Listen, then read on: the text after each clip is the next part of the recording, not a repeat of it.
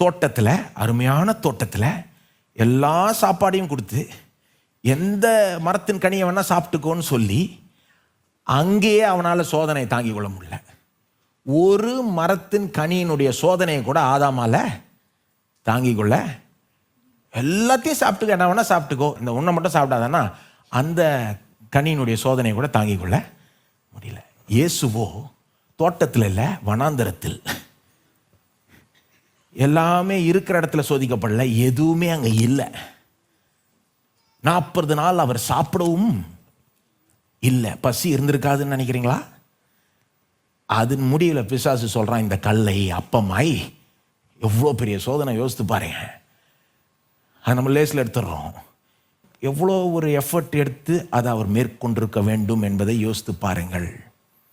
அவர் சொல்கிறாரு, நீ என்ன சொன்னாலும் செய்ய மாட்டேன், சாப்பிடாமல் இருந்தால் கூட பரவாயில்ல போ, நீ சொன்னால் நான் செய்ய மாட்டேன், கடவுள் சொல்கிறது தான் நான் செய்வேன்னு அங்கே பாவம் செய்யாமல் அந்த சோதனையை மேற்கொண்டார். நம்மை விட சொல்லப்போனால் அதிகமாய் சோதிக்கப்பட்டவர். அதாவது அவர் வாழ்நாள் முழுவதும் பூலோக வாழ்க்கையில் பிசாசானவன் அவரை திசை மாற வைக்க பார்க்குறான். எப்படியாவது சிலுவை அவாய்ட் பண்ணிடணும்னு வைக்க பார்க்குறான். எப்படியாவது அவர் தேவனுடைய சித்தத்தை செய்யாமல் வச்சிடணும் அப்படின்னு பார்க்குறான். ஆனால் முடியவே இல்லை. நம்ம போல அவரும் சோதிக்கப்பட்டு ஒரு தடவை கூட பாவம் செய்யாமல் இருந்ததுனால தான் பழுதற்ற ஆடாய் சிலுவைக்கு போறார். யாருக்காக?